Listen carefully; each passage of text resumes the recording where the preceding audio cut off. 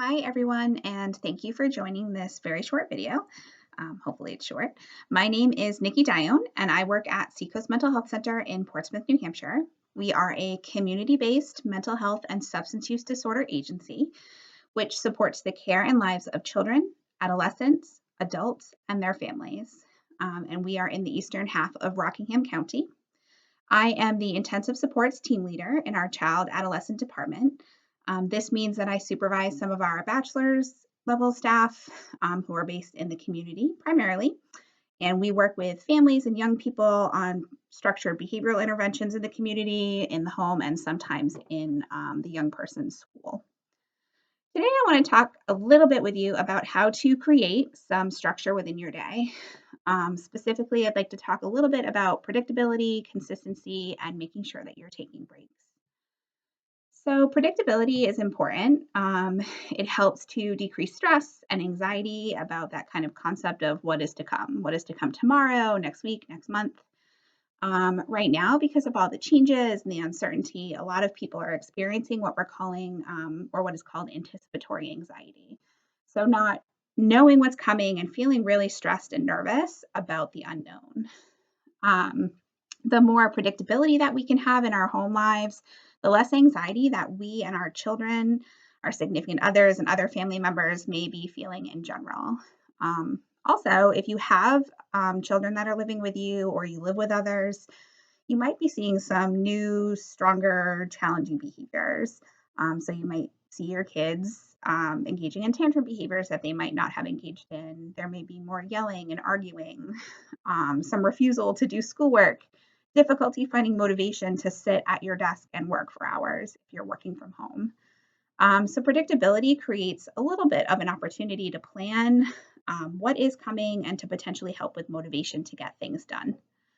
So, just a couple little thoughts to start creating some predictability. If you are working from home, if you're schooling your child from home, if you're not working and you're just finding that you're sitting on the couch a lot all day, um, the more that we can create some schedules for ourselves and plan for what we might want to accomplish tomorrow can help us decrease some of the anxiety and the restlessness we may be feeling. It can help our kids understand what is coming in their schedule so they're prepared and you may see less challenging behaviors. So, if you have the opportunity or ability to create a schedule for yourself, do so. I would encourage you trying to write it up the night before. It takes away the rush in the morning to figure out what you might be working on.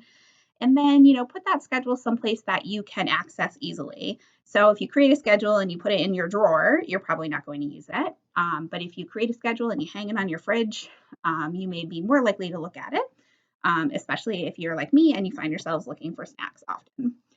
The second thing to look at is how to create some consistency.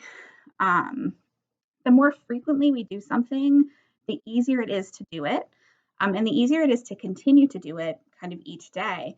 So it creates this kind of sense of momentum. It's like the really small snowball at the top of the mountain keeps going and it gets bigger and bigger and bigger as it goes down. Our momentum can grow the more we do things consistently. So, some thoughts about consistency is, what are the things that you can do each day that look fairly similar? So I know I just talked about doing a schedule. You can create a schedule that will create some consistency and also predictability. But are there little activities that you can do that help you feel a little bit better? So waking up at the same time every day, making sure that you're taking a break at the same time every day, logging into your computer at the same time every day. It creates not only predictability, but kind of a consistent schedule that you can follow to help manage however you may be feeling while you are at home. Other ideas, if you're like me, you might be wearing yoga pants a lot. So getting dressed for school or for work can be helpful. Putting on real pants instead of your PJ pants. Or, creating some ability to separate when you're working or you're helping your kids with school to when you're having your kind of relaxed time. And that leads me into my third and final thought for this video, is making sure that you're taking breaks. One of the really great things that we have in our normal day-to-day life is we have these little breaks that we build in that we don't really recognize sometimes. So I might walk down the hallway and talk to a colleague for 5 minutes. I might have to walk a little further to get a drink of water. Our kids at school have the ability to have recess and see their friends at lunch and do little fun activities at school where they're not, necessarily doing academic work, but they're getting breaks built in. Now that we're home, we might be finding that it's harder to build those breaks in.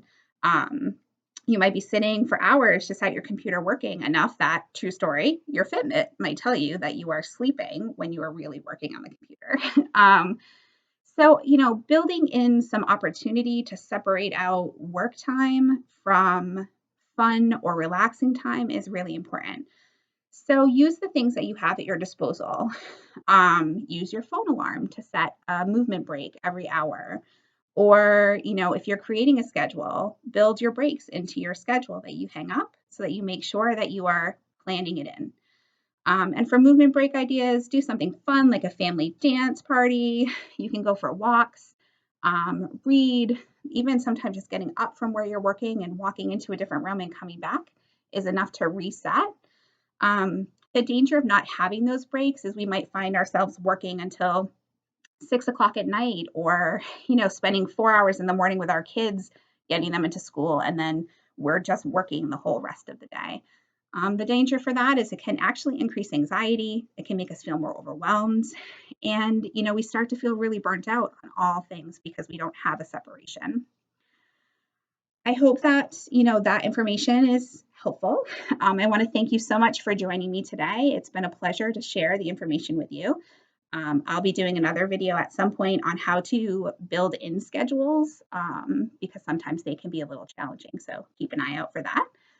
And I wanted to let you know that Seacoast Mental Health Center is here for you and our greater community. We are available 24 hours a day, 7 days a week, 365 days a year.